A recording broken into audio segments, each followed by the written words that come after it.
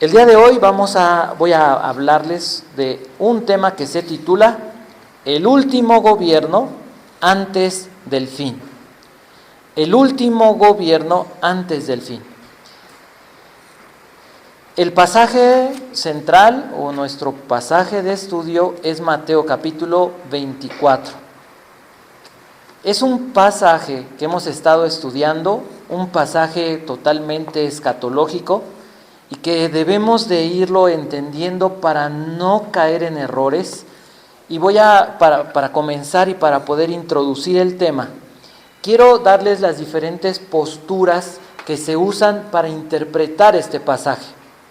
Algunas personas conocidos como preteristas, personas que creen o que sostienen que Mateo 24 se debe comprender a la luz de los eventos que sucedieron en el año 168 a.C., que el profeta Daniel profetiza, y acuérdense que la profecía debe de verse en dos sentidos. Muchas veces la profecía tiene un cumplimiento inmediato en la Biblia, pero también tiene un cumplimiento futuro. Pero como la Biblia se interpreta a sí misma, el Señor Jesús cita al profeta Daniel y dice, el que lee entienda. Entonces se debe entender que para Daniel lo que él predice en el capítulo 9, en el capítulo 7, en el capítulo 11 y en el 12 son eventos futuros que él escribe aproximadamente unos 500 años antes de Cristo. Cuando sucede la invasión de los sirios, que eran gobernados por un hombre llamado Antíoco Epífanes IV, y que él llega y entra en el templo de Jerusalén y pone una estatua de Zeus ahí y sacrifica un cerdo ahí. Las personas conocidas en esta forma de interpretación llamada preterismo, ellos interpretan que ahí se cumplió la mayor parte de las profecías escritas por Daniel, pero el Señor Jesús está hablando de un ¿qué? De un futuro, ¿sí? Entonces vemos que no es completamente correcta o que es limitada, para que se pueda decir mejor, este tipo de interpretación. Ahora, los preteristas creen que las palabras del Señor Jesús de Mateo 24 se cumplen en el año 70. Quiere decir 37, 40 años después de que el Señor Jesús murió y ascendió. ¿Y qué fue cuando fue destruida? Fue rodeada Jerusalén por el ejército, pero ¿cuál ejército fue principalmente? El romano. Y el Señor Jesús, veremos en este pasaje que es largo, que dice van a estar rodeadas de los ejércitos. Jerusalén va a ser rodeada. Entonces, lo que sucede en el año 70 puede verse como un anticipo, como un cumplimiento parcial de lo que sucederá en el último gobierno mundial. ¿Sí? Vamos a ver entonces en el profeta Daniel, voy a comenzar a leer y lo vamos a ir explicando porque es un pasaje, como les dije, un poco largo, desde el verso 15 hasta el verso 28. Creo que hace 8 días les hablaron de un personaje. El tema de este pasaje completo, este pasaje habla del último gobernante, habla del anticristo, habla del hombre de pecado, y del gobierno que este hombre establecerá, que será el último gobierno mundial, y qué va a suceder en la humanidad y cómo se van a dar las cosas. Hace 8 días creo que les hablaron de esto, y el día de hoy quiero verlo a la luz del Evangelio. Todo esto es historia, todo esto es profecía, todo esto es escatología, pero de nada sirve esto más que intelectualmente si no lo aplicamos ¿a qué? A entender el Evangelio y cómo el Evangelio opera en nuestra alma. Si la Biblia no cambia mi corazón, si la Biblia no se vuelve el parámetro o lo que motiva mi carácter, estamos perdiendo el tiempo. Y somos una religión y somos un grupo a lo mejor de filósofos, pero no somos realmente seguidores de Cristo. Jesús no hablaba de eventos futuros para asustar, como lo hemos hablado, o para amenazar, no lo hacía como para demostrar su capacidad o su omnisciencia, que se queda demostrada que Él es Dios a través de este pasaje. Jesús lo que hacía era exponer esto, ¿para qué? Para que las personas comprendieran a dónde lleva el pecado del hombre.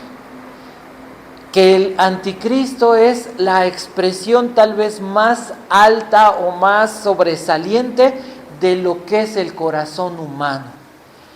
Es como el ícono de la perversión y de la maldad, del egoísmo, del orgullo humano. Y lo que puede llegar a ser cualquier persona que no tiene un límite, que no tiene temor de Dios. ¿Sí?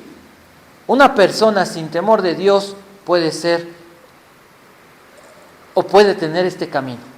No solamente él, porque el diablo, dice, lo revela Apocalipsis, el diablo mismo va a estar poseyéndolo o va a estar influyendo directamente en él.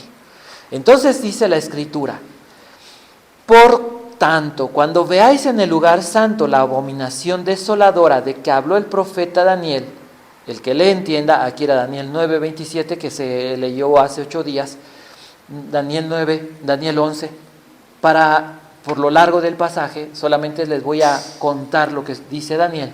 ¿Se acuerdan que da un calendario el profeta Daniel? ¿Se acuerdan? Ese calendario se conoce como la profecía de las 70 semanas. Al día del Señor Jesucristo, cuando el Señor Jesucristo muere, ¿se cumplen cuántas semanas? Resumiendo, 69. Que es estas 70 semanas marcan el marco profético histórico, principalmente de la nación de Israel. La nación de Israel es el termómetro, es el reloj donde podemos nosotros ir ubicando cómo se está desarrollando el plan redentor, el plan del reino de Dios. ¿Sí? Estas 69 semanas concluyen en el momento que el Señor Jesucristo muere. Dice que va a ser muerto el Mesías príncipe, ¿recuerdan? Entonces, a partir de ese momento resucita el Señor Jesús, asciende al cielo y la semana 70 no ha comenzado. ¿Dónde comienza la semana 70? Bueno, antes de decirle, se los digo, la semana 70 comenzará el día que aquel hombre llamado la abominación que trae desolación, o la abominación desoladora que se menciona en la Reina Valera 60, firme un pacto principalmente con Israel, de paz que durará 7 años. Oye, pero es que han firmado varias personas pactos de paz y siempre se quiebran, siempre se rompen, pero no ha sido ninguno de esos la bestia o este hijo de pecado, como le llama en Apocalipsis, porque ese pacto va a durar 7 años y todas las naciones se van a someter a ese pacto, porque el anticristo va a gobernar de manera general el mundo, aunque no en su totalidad, porque habrá bloques. Los reyes del oriente, el gobierno del anticristo, principalmente los países que formaron el antiguo imperio romano, junto con algunos de Asiria, algunos de Babilonia, o en este caso Babilonia e Irán. ¿Sí? ¿Vamos bien? Entonces, les menciono, ya hablamos de los preteristas, dicen que estas profecías ya pasaron y que el día de hoy estamos viviendo de una forma espiritual el gobierno de Cristo. Esto no puede ser cierto. Algunas religiones afirman esto. No puede ser cierto porque en este pasaje, veremos al final, el Señor Jesús dice que todas las personas verán, así como se ve el rayo del oriente hasta el poniente, hasta el occidente, así será la venida del Hijo del Hombre. ¿Cómo será? Algo físico, como lo dice el profeta Ezequiel, y algo que todos van a ver, ¿sí? Y esa segunda venida es para establecer físicamente un gobierno, Apocalipsis 19, un gobierno de 1000 años literales. No es espiritual, no debemos espiritualizar lo que no se espiritualiza. La Biblia usa lenguaje figurado. En algunas ocasiones usa figuras, tipos, antitipos, ¿sí? Hay que conocer para poder interpretar correctamente la Biblia, sí, pero no debemos de espiritualizar y de darle nuestra interpretación. ¿Han oído ustedes que luego dicen, lee la Biblia y apunta lo que crees que Dios te está diciendo? Imagínense que en este pasaje yo les dijera, así vamos a usar la Biblia. ¿Cuántas interpretaciones tendríamos? ¿30? Y a lo mejor algunas medio coinciden y algunos van a sacar alguna historia tal vez hasta rara. Porque la Biblia se interpreta como la primera regla a sí misma.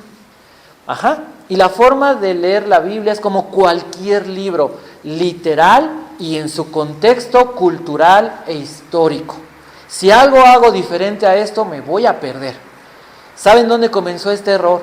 Con un hombre llamado, y por muchos muy respetado, creo que cualquier persona debe ser respetada, pero en este sentido no creo que hizo lo mejor. Fue San Agustín, Clemente de Hipona, Clemente de Alejandría, que fueron los que comenzaron con esta interpretación espiritual, donde cada uno le daba como su toque, como su idea, como lo que sentía en su corazón. Y como les digo, al final de cuentas cada uno interpretaba la Biblia como creía, los que tenían Biblia o acceso a la Biblia. Porque recuerden que no se podía leer la Biblia y que por muchos años la Biblia solamente se leyó por algunas personas y generalmente fue en latín. ¿Sí? Se ocultó, se prohibió la Biblia. Entonces, ahora vamos a ver el punto de vista, son puntos de vista posmilenialista.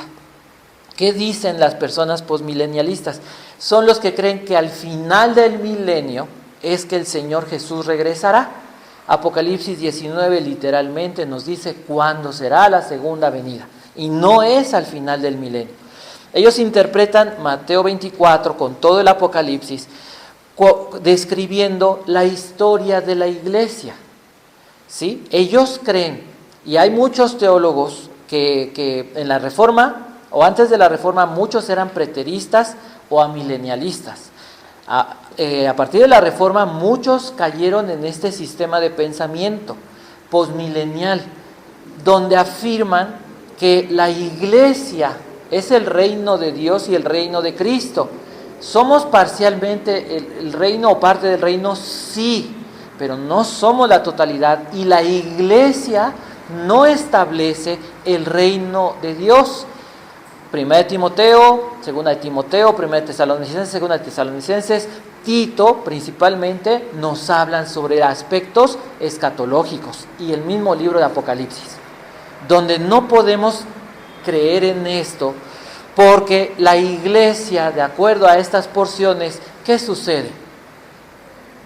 Primero, la iglesia cae en un abandono de la fe, la gran apostasía, que es una de las principales señales del fin, que mucha gente va a llenar lugares que llamarán iglesia, pero realmente no son la iglesia, porque la iglesia, ¿qué es?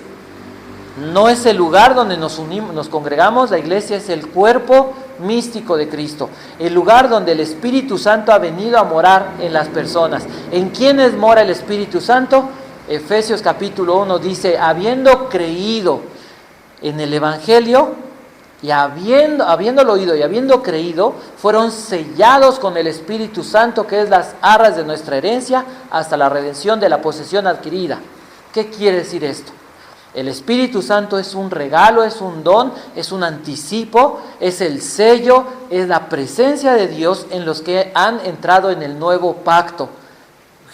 Mateo capítulo 26. ¿Vamos bien? Entonces, la iglesia es los que verdaderamente han nacido de nuevo. Nicodemo le dijo, sabemos que vienes de Dios. Nicodemo dijo, nadie puede hacer las señales que tú haces. Y el Señor Jesús, ¿qué le dijo? Necesitas nacer de nuevo. No hablamos de religión, no hablamos de creencias, hablamos de ¿qué? Del reino celestial, de ser hechos hijos de Dios, de nacer de nuevo mediante la fe en el pacto, en la obra del Señor Jesucristo. ¿Sí? Nosotros hablamos de salvación en Cristo, no hablamos de nuestra religión, no hablamos de nosotros mismos, hablamos de Jesucristo como Redentor. Entonces, el posmilenialismo no puede, interpreta que Mateo 24 se cumple también en el año 70 después de Cristo, pero no puede suceder. ¿Por qué? Porque el apóstol Pablo, porque el Señor Jesús en las cartas de Apocalipsis capítulo 2 y capítulo 3 a la iglesia, ¿de qué habla? De cumplimientos futuros. Las profecías del Antiguo Testamento, ¿de qué hablan? Del día de la ira, del día del Señor. No se ha cumplido aún. Y por último, el dispensacionalismo, o las personas que interpretamos la Biblia a la luz de los pactos bíblicos, entendemos que Dios opera de una forma o trabaja de una forma en este momento con la iglesia y de otra forma cumpliendo los pactos que ha establecido con Israel. Y así la Biblia cuadra en la forma de interpretarse, porque a Abraham se le prometió que su descendencia sería bendita, que a través de su descendencia vendría el Mesías y que a través de su pueblo Dios bendeciría a todas las naciones. A David se le prometió que de su descendencia se levantaría un rey que reinaría y su reino no tendría fin. ¿Y dónde quedaron estas promesas? Si Israel ha sido hecha a un lado, como algunas personas dicen, e Israel ya no juega en el papel porque ahora la iglesia es el Israel espiritual de Dios, entonces esos pactos quedarían sin cumplimiento. Y entonces la Biblia no sería infalible. ¿Cómo se cumple esto? Precisamente la semana 70 de Daniel, que describe el tiempo del final. Entonces, la Biblia habla en el verso 15 de un hombre llamado, en Apocalipsis, la bestia, el hombre de pecado. Le llaman la abominación que trae desolación, que esa es la mejor traducción en el original hebreo, o la abominación desoladora, en el original griego. Entonces, ¿quién es esta persona? Es alguien, dice la Biblia, que hará algo muy parecido a lo que hizo Antíoco Epífanes. Esto nos habla y nos revela que en el final del tiempo, como lo dice en Apocalipsis y como lo dice Ezequiel, se va a levantar nuevamente un templo en Israel. ¿Hoy se ha levantado? No. Pero se va a levantar porque a la nación de Israel incrédula va a volver a regresar o va a intentar volver a establecer los sacrificios y el sistema de la ley. ¿Sí? Jesús no vino a abrogar la ley, sino a cumplirla y a enseñar a las personas cuál era realmente el motivo de la ley. Ahora, ese Israel va a ser el que firme el pacto con el hombre de pecado. ¿Qué va a suceder? Dice la Biblia que después de 1260 días, Apocalipsis dice que es un tiempos y la mitad de un tiempo, 3 años y medio, va a terminar. Este pacto lo va a romper el anticristo y lo van a ver entrar ¿en dónde? En el lugar santo, a donde se supone que los judíos o Israel espera y adora la presencia de Dios. Ahí el anticristo va a entrar y va a establecer un objeto sacrílego. A partir de ese momento, dice la Escritura, el verso 16, entonces los que estén, fíjense, los que estén en Judea, ¿a quién se le está hablando? en este periodo a Israel. Va a haber gente de todas las naciones que crean en el gobierno de Cristo, que sean salvas, y sobre todo en la gran tribulación. Bueno, en el periodo de la última semana 70, la iglesia es arrebatada, ¿sí? Apocalipsis capítulo 4, bueno, final del capítulo 3 y en el capítulo 4, dice la escritura que Juan oye las palabras que dice, oí la voz que dijo, sube acá. A partir de ese momento, ya lo hemos dicho, no se vuelve a hablar de la iglesia en Apocalipsis. Hay paréntesis donde se habla de las bodas del Cordero. Ajá. ¿Qué pasa en el mundo? Va a haber una predicación del Evangelio. ¿Se acuerdan? ¿Quién va a predicar el Evangelio? 144,000. Ajá. A todas las naciones. ¿Sí? ¿Quién más? Los 2 testigos. ¿Quién más? El ángel. Va a ser predicado el Evangelio a todo el mundo, a todas las naciones, para testimonio de quién es Jesucristo. Cuando el anticristo quebrante el pacto, dice el Señor a los que están en Israel, a los que estén en Israel, huyan a los montes. ¿Qué significa esto? ¿Por qué deben de huir? ¿Quién debe de huir? Los que creen verdaderamente, los que han entregado su vida a Cristo. Muchas personas en este momento se van a dar cuenta que el anticristo no es el Mesías que ellos esperaban. Se van a dar cuenta que fueron engañados y en ese momento se les abrirán los ojos y van a creer realmente en Jesús. Por eso el Señor Jesús dijo, no me volverán a ver cuando sale de Jerusalén, Mateo capítulo 23, que se lamenta por Jerusalén, dice hasta el día que digan, bendito el que viene en el nombre del Señor. ¿En qué momento Israel va a reconocer a Jesús como el Mesías? Cuando se dé cuenta que fueron engañados por el anticristo y que su interpretación y su limitación por no creer en el Nuevo Testamento les robó esa esperanza de haber sido redimidos o haber sido salvos antes. Ahora, dice, no desciendan para tomar algo de su casa. ¿Se acuerdan ustedes en el contexto hebreo cómo eran las casas? Tenían un techo.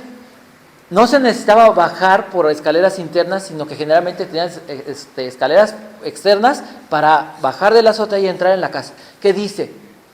Cuando vean ustedes que el anticristo, cuando vean que hay ese sacrificio, que se rompe el pacto, miren, huyan con lo que traen puesto. ¿Qué nos hace pensar? ¿Cuál va a ser la condición? A lo mejor no nos da la imaginación, pero para que pueda a lo mejor alguien entenderlo, cuando se oye la alarma sísmica, ¿qué pasa con la gente? Hay gente que sale en pijama o en short o sale como esté y sacan algo de su casa.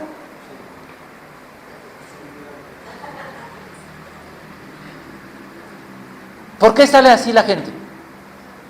Por la urgencia, por la premura. ¿Qué está diciendo el Señor Jesús? Cuando vean ya esto, ya no hay tiempo. ¿Qué les dice?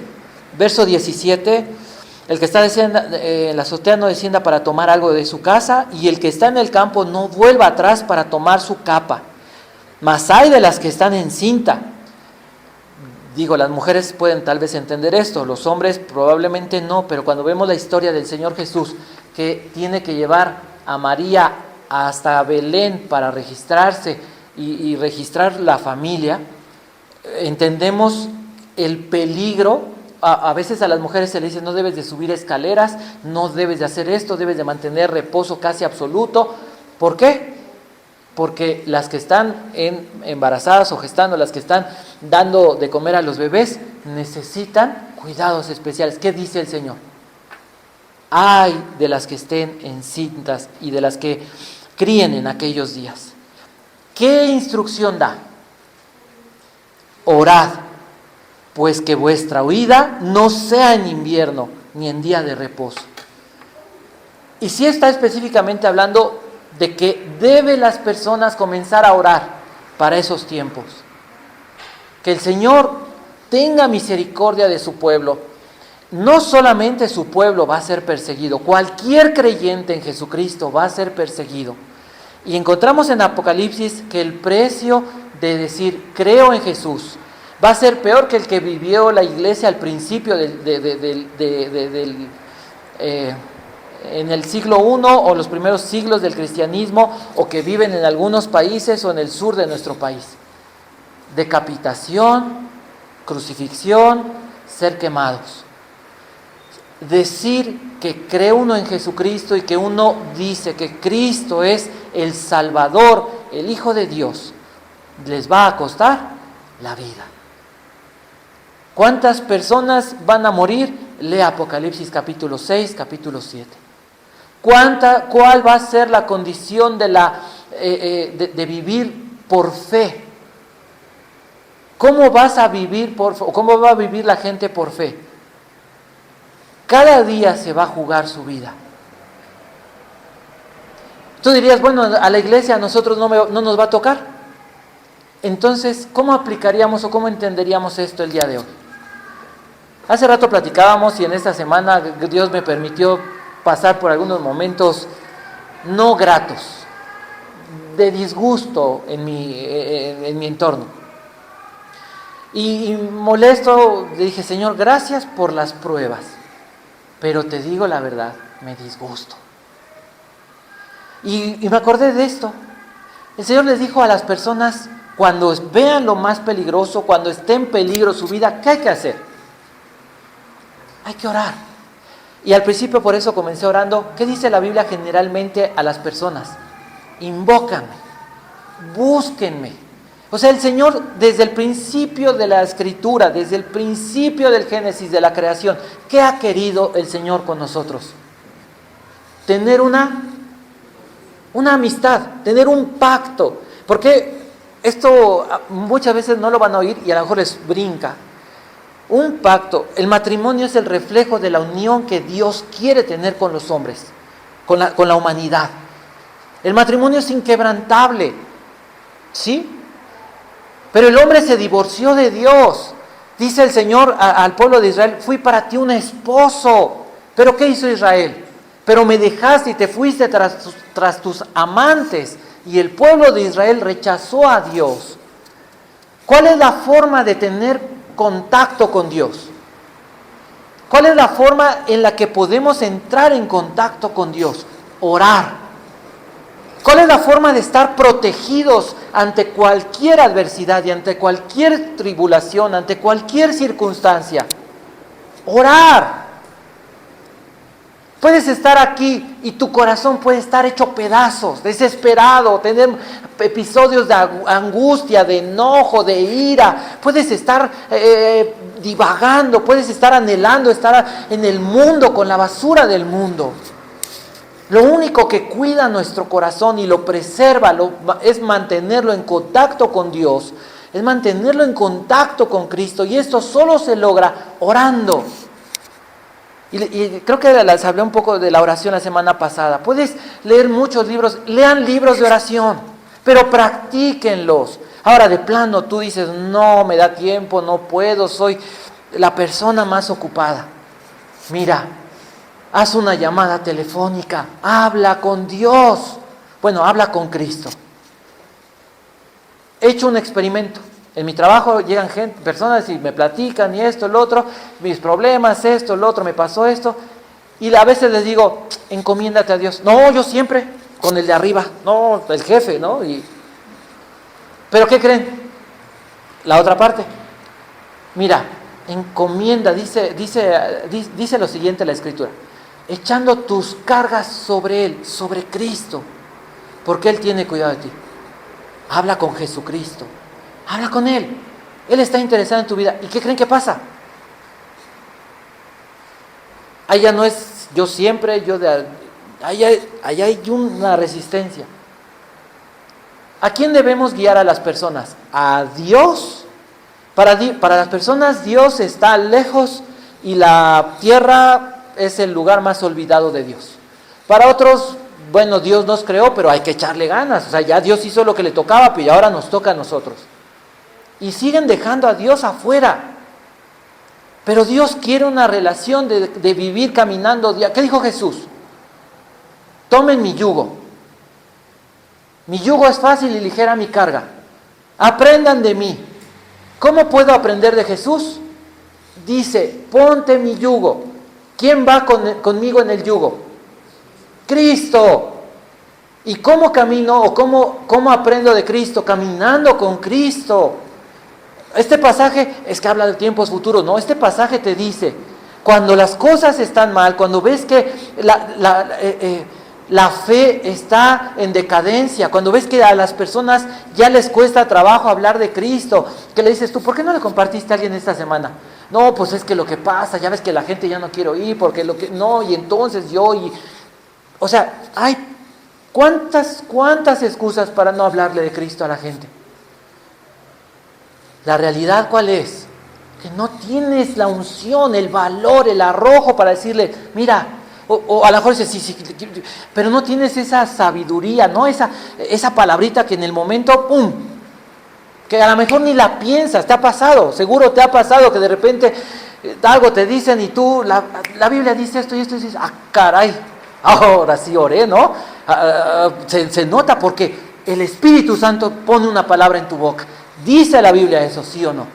Daré lengua de sabios para que sepas hablar palabras al cansado. Te daré sabiduría la cual no puedan contradecir ni resistir los que se opongan. ¿Cómo podemos enfrentar a este mundo? Orando. En el momento en el que el anticristo esté persiguiendo a la gente, ¿qué dice el Señor Jesús? Oren. Oye, no me persiga el anticristo, pero traigo la vida hecha a pedazos. ¿Qué necesitas hacer?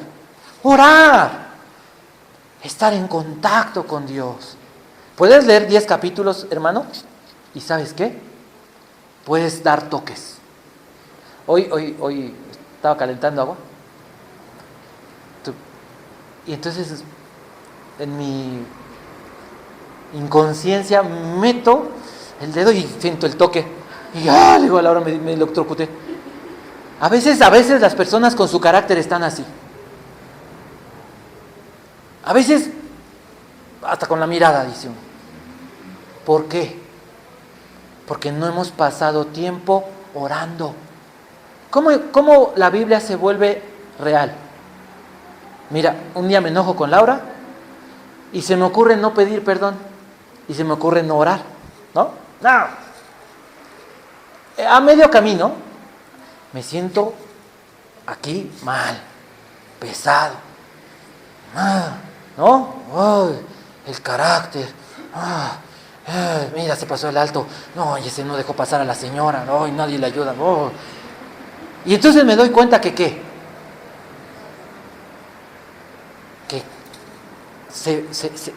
fracturé, que no estoy conectado, que no estoy lleno. Y mis emociones y mi mente, ¿qué empieza a hacer? Está gobernada por la corrupción. Entonces todo lo veo oscuro, todo lo veo mal. Entonces, ya me cansé. Qué feo. Es que aquí. No les ha pasado a ustedes. Les platico de mí. ¿Qué tienes que hacer? Mira, te das cuenta, ¿sabes qué? Dios, perdóname. Y buscas un rinconcito o sabes que puedes, así en silencio, comenzar a decirle, Dios, Señor, hice esto.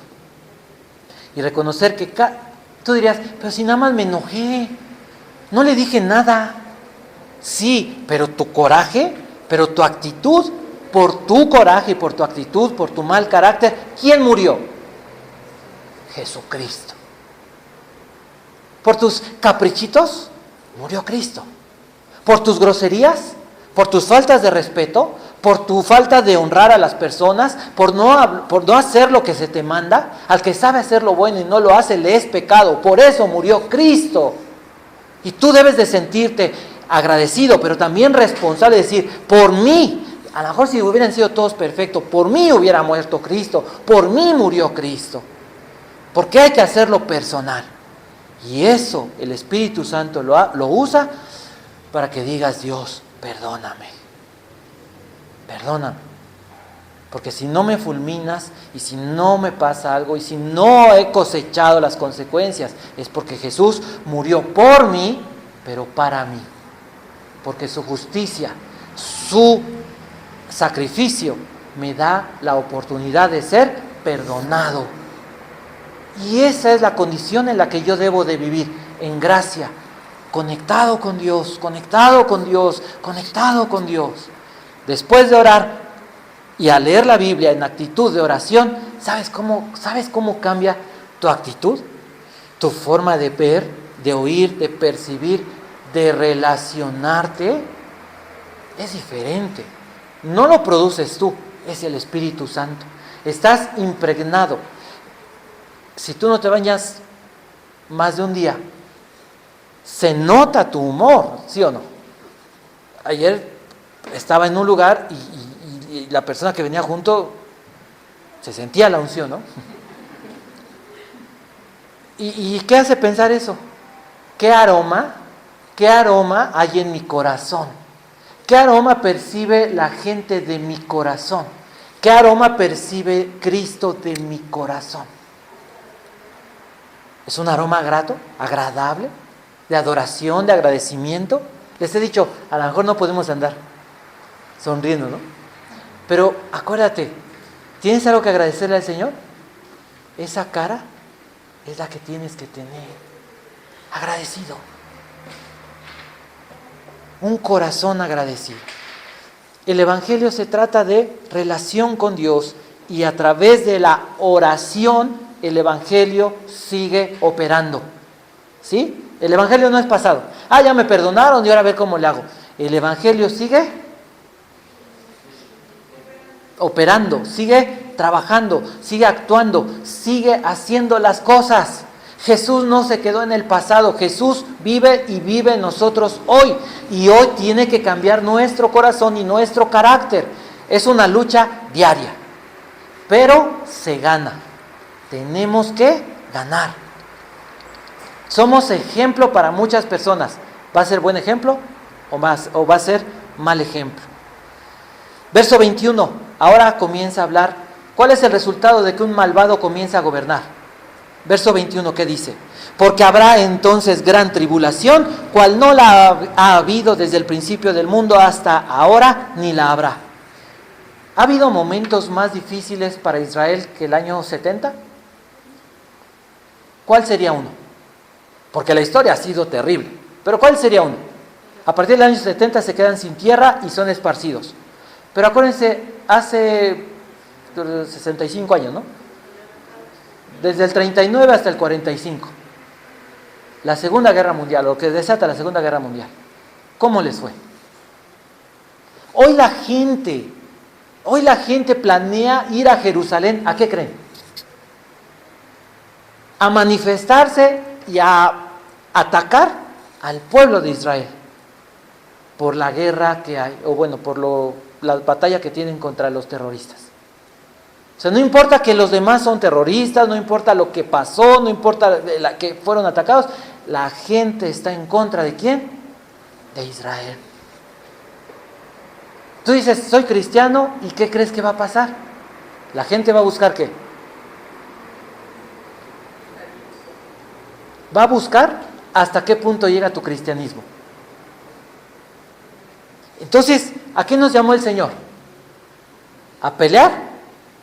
Bueno, sí, pero las armas de nuestra milicia, dice, no son humanas, no son carnales, no, sino poderosas en Dios.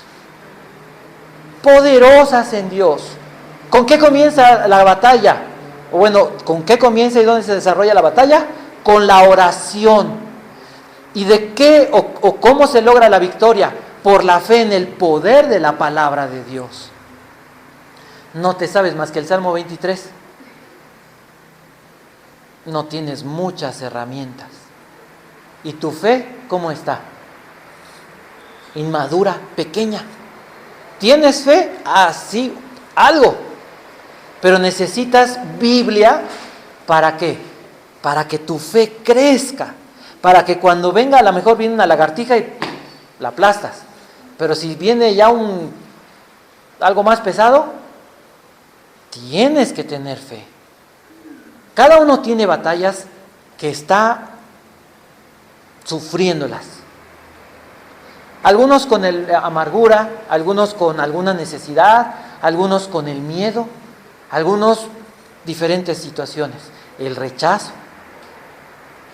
A lo mejor no batallas con el vicio, a lo mejor no batallas con otras cosas, pero ¿cómo estás batallando con eso? ¿Y cómo estás luchando con eso? La tribulación no es solamente afuera lo que vendrá, la tribulación comenzará en el corazón. ¿Dónde comienzan las guerras? Dice Santiago. Los pleitos y las guerras entre ustedes. Y no se lo dijo a las personas sin Cristo. ¿A quién se lo dijo? ¿A quién le escribe Santiago? Dentro de 8 días me dicen, lean el primer verso de Santiago.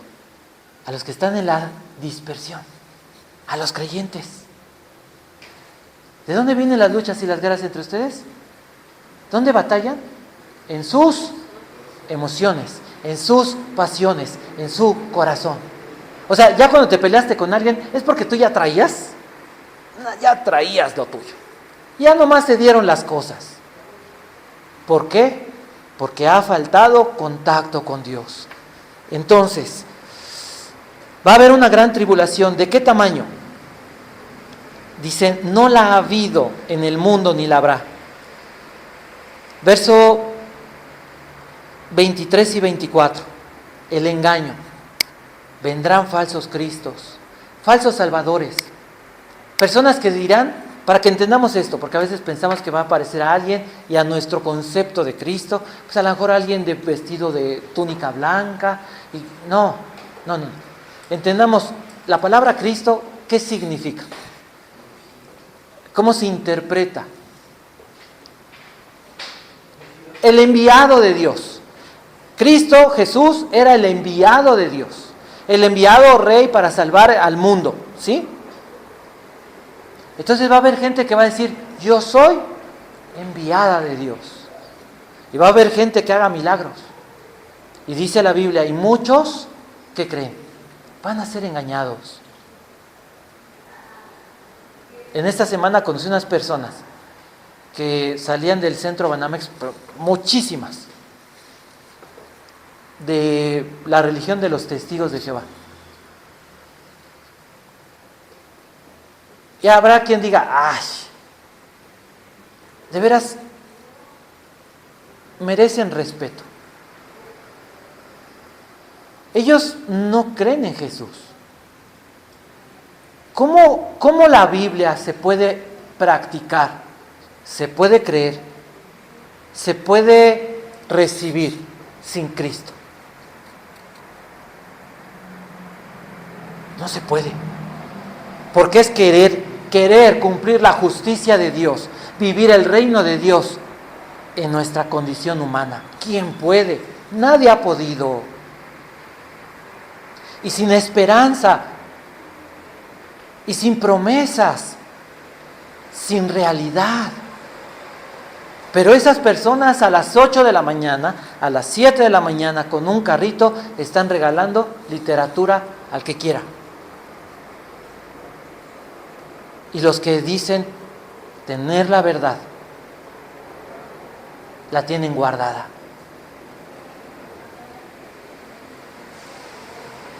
¿Cuántos folletos en esta semana? ¿Cuántos dimos? ¿Cuántas palabras de aliento? ¿Cuántas porciones de la Biblia? ¿Cuántas buenas actitudes que pudieran guiar a una persona a preguntar, ¿y quién es Cristo? Portarte bien, tener buen testimonio es una parte importante, pero si tu testimonio no lleva que hables de Cristo, ¿sí? Que menciones a Cristo, soy así o esto lo hago por Jesucristo, no es evangelio. Eres una persona con una bonita moral, una persona linda, ¿no? Pero no estás haciendo la obra que el Señor nos encomendó. La humanidad está siendo engañada hoy. La humanidad hoy, ayer una persona dijo, ay, me tocó el número de la bestia. Y me asomo y le digo, ¿a poco? Oh, caray, le digo, sí. Ja, ja, ja, ja, ja. Y le digo, ¿de qué te ríes? ¿Esa risa es de nervios o qué? No, pues me tocó el padre, no me tocó el bueno. Le digo, ¿el bueno para ir al infierno o cómo? Y cuando veo traía una playera así medio rockerona, ¿no? Y así, y yo dije, ya pisé callo. Ya se hizo a un lado. La gente cree que el satanismo es divertido. La gente cree que esta vida no se necesita de Dios. Y algo de lo más triste es que ante todas estas evidencias que tú vives, y que por eso le doy gracias a Dios por lo que he pasado en estos últimos meses, porque he podido darme cuenta de lo que enfrentan los niños, los adolescentes, pero también ustedes. Porque a veces como que se aísla uno, ¿no? Soy cristiano, estoy tan cuidado por Dios que no practico mi fe y que no doy testimonio. Y que me encierro en mis paredes de confort, pero no entiendo que el mundo se está yendo al infierno. Y que ¿saben a quién le estoy fallando? A quien me salvó. Porque Él dijo, hazlo personal. ¿Se acuerdan? Hechos 1:8. Hazlo personal y recibirás poder para que seas mi testigo en Judea, en Samaria, Jerusalén, Judea, Samaria y hasta lo último de la tierra. ¿Recibiste poder? Cuando recibiste a Cristo, ¿recibiste poder? No me vean así. La Biblia dice, recibiste poder. Recibirán poder cuando venga sobre ustedes el Espíritu Santo, dijo el Señor. Tienes poder. Para que entiendas esto.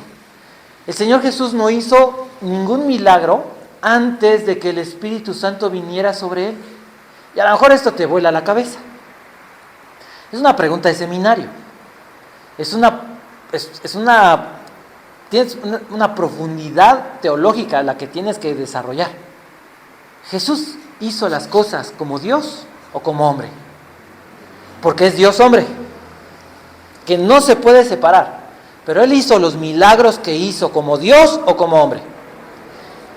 Y te la voy a decir porque no quiero que... De acuerdo al desarrollo de su vida, Jesús, siendo Dios, tomando humanidad, en su humanidad, las obras que hizo, las hizo por el poder del Espíritu Santo. Entonces, si el Espíritu Santo que estuvo en Jesús, y ahora que el Señor Jesús murió y resucitó y está ascendido, ha venido sobre nosotros, ¿qué nos falta?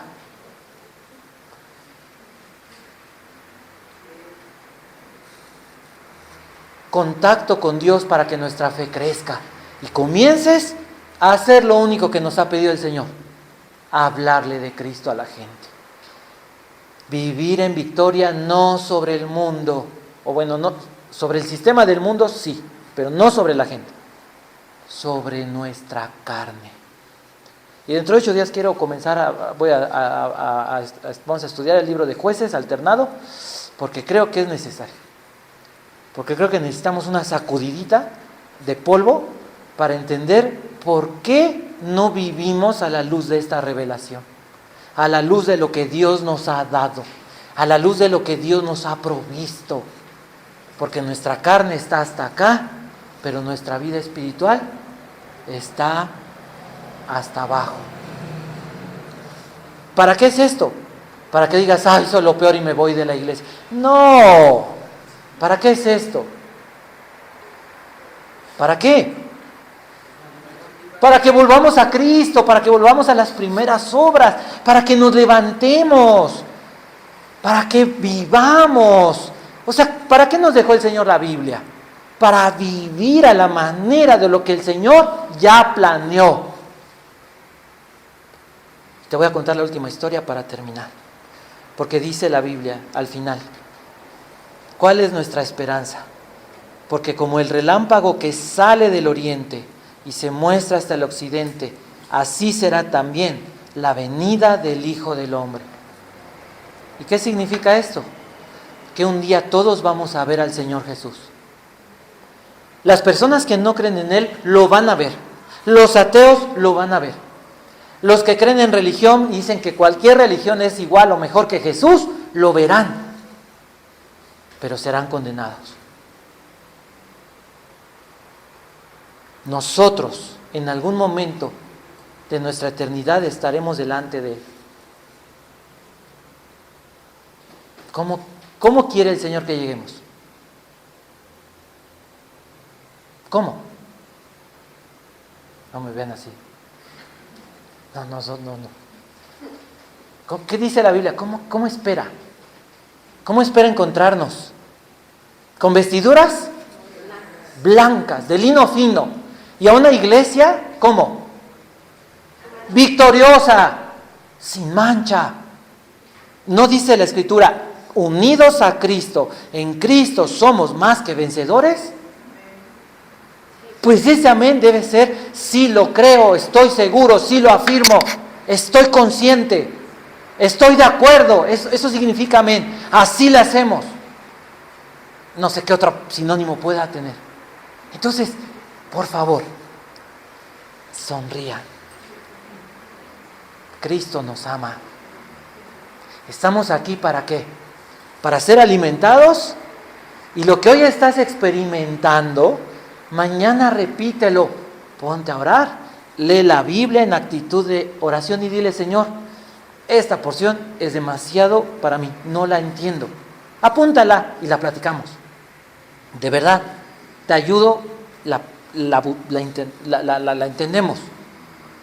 Pero las que sí entiendes a la luz de la Biblia, los evangelios, los salmos, los proverbios, mucha porción de la Escritura, sí la entiendes, porque el Espíritu Santo te da la capacidad, pues ponla en práctica.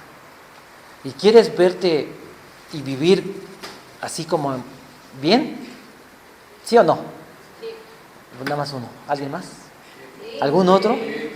O sea, ¿quieres verdaderamente experimentar el ser sal en la tierra y caminar y ser la luz del mundo? Porque eso dijo el Señor Jesús. ¿Sí o no lo dijo? Sí. Mateo capítulo 5. Háblale de Cristo a la gente. ¿De veras? A veces te va a costar trabajo, sí, por tu carne, pero ora, Señor, dame palabra, dame palabra. A veces las situaciones son complicadas y te va a dar tristeza que no lo hiciste.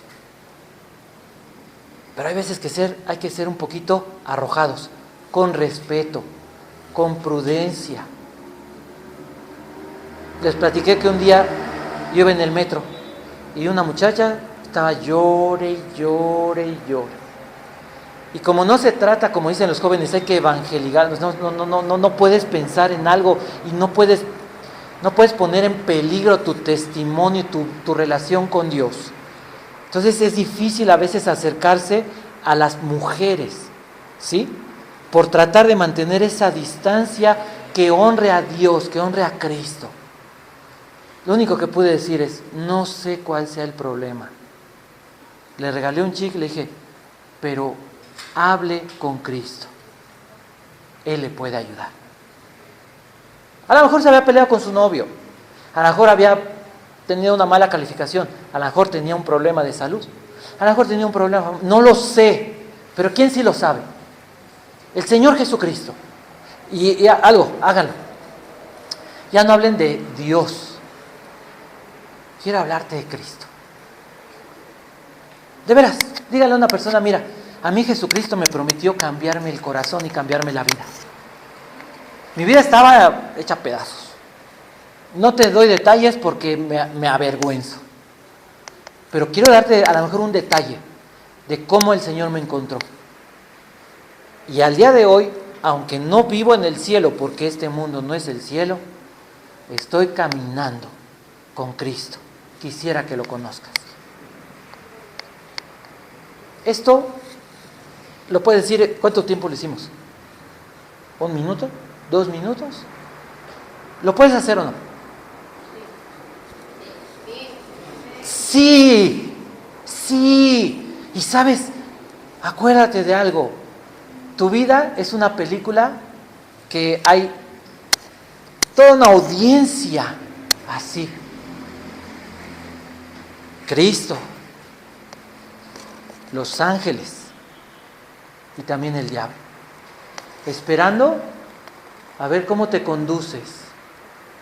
¿Y qué pasa cuando le predicas a alguien? Sí, le predicas. Porque acuérdate que si la semilla no entró, ¿qué hace el diablo? La quita. Nosotros arrojamos semilla impregnada del Espíritu Santo, impregnada del poder de Dios. ¿Sí? Ese es nuestro trabajo. Y el Señor se glorificará. Y si alguien te dice, ¿y cómo le hago? En ese momento, dale gloria a Dios porque te usó. Porque el Espíritu Santo habló, fluyó a través de ti para atraer otra alma a los pies de Cristo. ¿Lo vas a hacer? Sí. Eso es lo que el Señor quiere de nosotros. Vamos a orar. Señor, te pedimos con todo el